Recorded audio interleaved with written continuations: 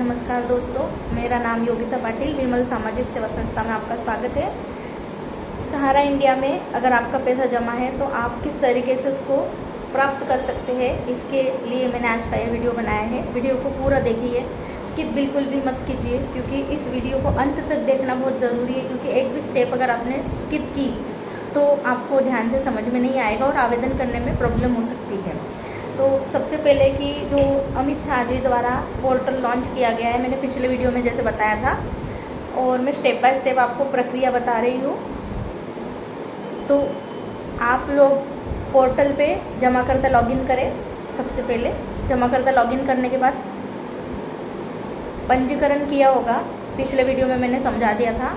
आप लॉगिन कीजिए। लॉगिन करने के बाद में आपको आपके द्वारा जमा धन जो है सहारा में, उन सभी के बॉन्ड पेपर और पासबुक आपको साथ में लेकर बैठना है। और जो दावा विवरण है फर्स्ट स्टेप में और सेकंड स्टेप में आपका हो चुका होगा। थर्ड स्टेप जो है वो दावा विवरण जो है, दावा विवरण में आपको एक ही साथ एक जमाकर्ता ने जितने भी खाते खोले हैं, जितनी भी एफडी करी है, उनका दावा एक साथ ही करना है। तो उसमें आपको क्या क्या चाहिए ये भी मैं आपको बता देती हूँ। तो दावा विवरण में आपको सबसे पहले, जैसे कि ये मेरे पास एक पासबुक है सहारा इंडिया में जमाकर्ता की, तो इसमें ये इस जगह पे आप देख सकते हैं, यहाँ पे ये मेंशन है Sahara credit cooperative society limited scheme जो है वो सिलेक्ट करना है आपको, Sahara credit cooperative society limited. उसके बाद में ये यहाँ पे आप देख सकते हैं मेंबरशिप नंबर यानी सदस्यता संख्या, आपको उसमें लिखना है मेंबरशिप नंबर। मेंबरशिप ये है अकाउंट होल्डर नेम। और ये जो पीछे पेज है, जैसे कि आपकी पासबुक है, उसके पीछे साइड में लिखा है अकाउंट नंबर और मेंबरशिप नंबर। नीचे जो दिया है वो खाता, नीचे जो दिया है वो सदस्यता संख्या यानी मेंबरशिप नंबर है। ऊपर दिया गया अकाउंट नंबर है। ये दोनों आपको उसमें फिल करना है।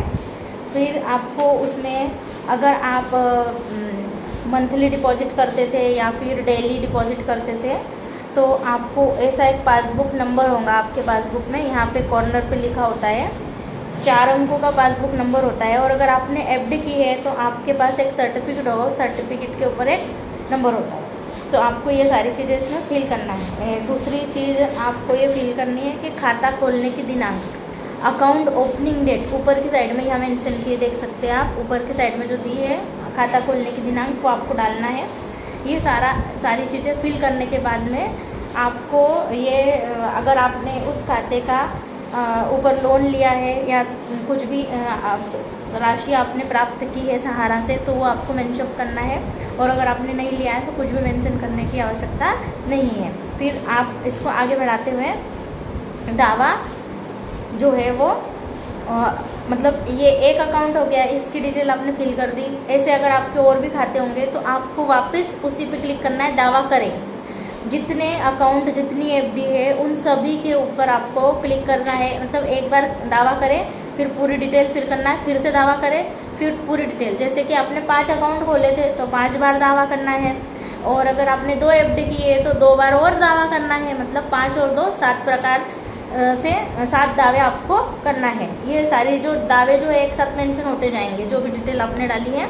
हाँ, एक और चीज़ आपको इसमें मेंशन करनी होती है कि आपने रसीद का क्रमांक, जो आपको एक रिसिप्ट मिलती है, इसके ये जो पासबुक है इसके साथ एक रसीद भी प्राप्त होती है।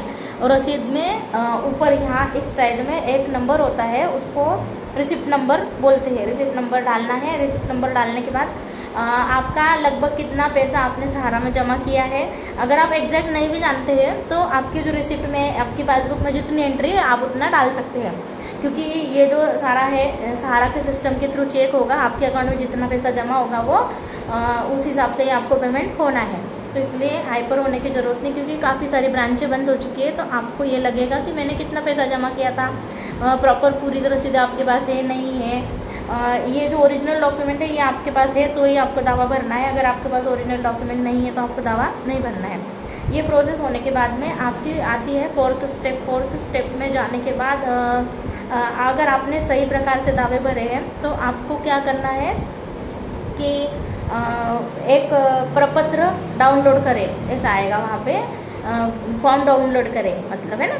तो आपको एक फॉर्म डाउनलोड करना है, उस फॉर्म के ऊपर के साइज में फ़ोटो चिपकाना है, पासपोर्ट साइज़ फ़ोटो चिपकाना है, क्रॉस सिग्नेचर करना है पासपोर्ट साइज़ फ़ोटो के ऊपर, और उस दावे को, मतलब वो जो आपके पास प्रपत्र आएगा उसकी प्रिंट आउट निकाल के लाना है। प्रिंट आउट को ध्यान से पढ़ना है क्योंकि उसमें कुछ शर्तें लिखी हुई है, क्योंकि जिस अकाउंट को आप एक बार दावा करते हो उसका दावा आप दोबारा नहीं कर पाओगे।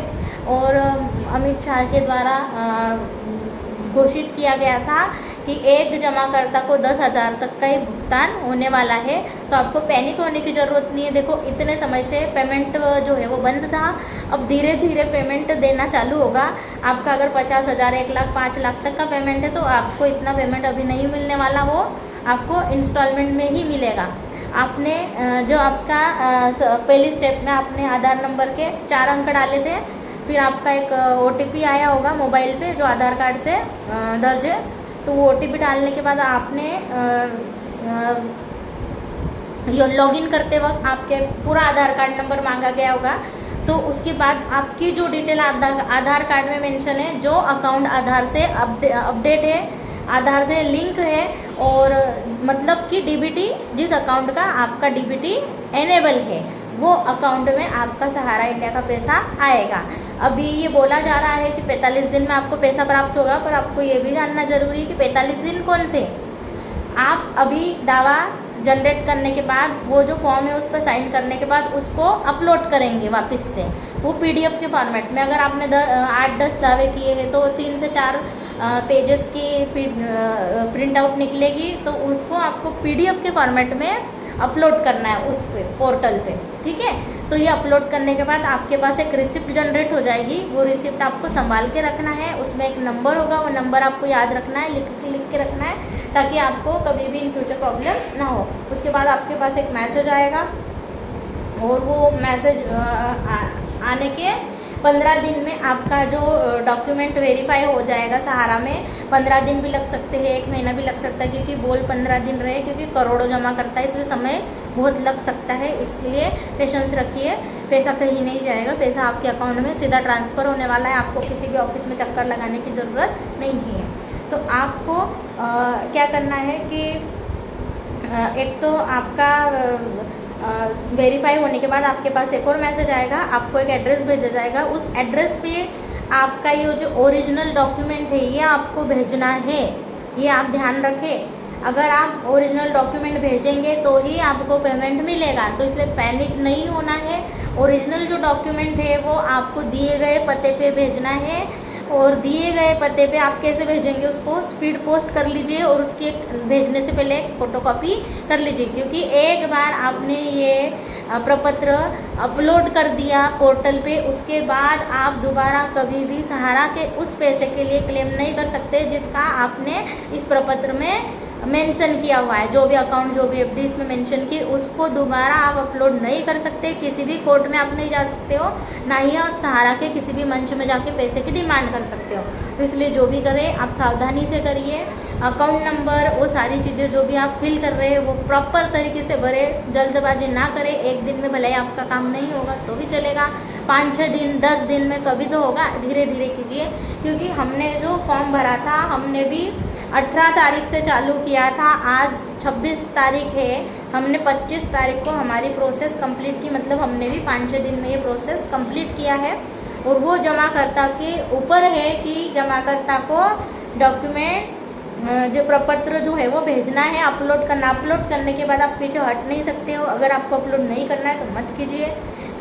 मैं आपको एक राय दे रही हूँ, ये कोई भी डिसीजन मैं आपको नहीं दे रही हूँ, मैं आपको बता रही हूँ कि इस तरीके से पैसा आप निकाल सकते हैं, क्योंकि गवर्नमेंट ने बहुत सारी चीज़ें गुप्त रखी है, बहुत सारी जानकारियाँ शेयर नहीं हो रही है कि आपको पैसा मिलेगा, वो आपका जमा धन है वो मिलेगा कि उसका ब्याज मिलेगा, कितना जमा धन आपको मिलेगा वो भी मैं कुछ नहीं कह सकती हूँ, क्योंकि अभी तक की जानकारी के अनुसार मेंशन है कि आपको ज़्यादा से ज़्यादा 10,000 रुपये की प्राप्ति होगी। पर जो छोटे जमा करता है वो इस प्रोसेस को ज़रूर करे, बड़े जमा करता है इसको सोच समझ कर करे। एक जमाकर्ता एक ही बार आवेदन लगा सकता है। अगर आपने 10-12 एफडी की है तो अलग अलग दिन नहीं कर सकते हो, एक ही बार करना है। तो इसलिए दावा करने व नेक्स्ट स्टेप करने से पहले जितने भी आपके पास डॉक्यूमेंट है उन सभी का दावा एक साथ कीजिए। हाँ, एक और चीज़, क्यू शॉप की जो एफडी है, उस क्यू शॉप की एफडी जिनके पास है वो लोग अभी दावा नहीं कर पाएंगे, उनको और इंतज़ार करना पड़ेगा। सब्र रखिए और सभी को धन्यवाद। आप इस चैनल को सब्सक्राइब कीजिए, शेयर कीजिए, ताकि ज़्यादा से ज़्यादा सहारा में जिनका भी पैसा है जमा वो लोग अपना पैसा निकाल पाए। धन्यवाद।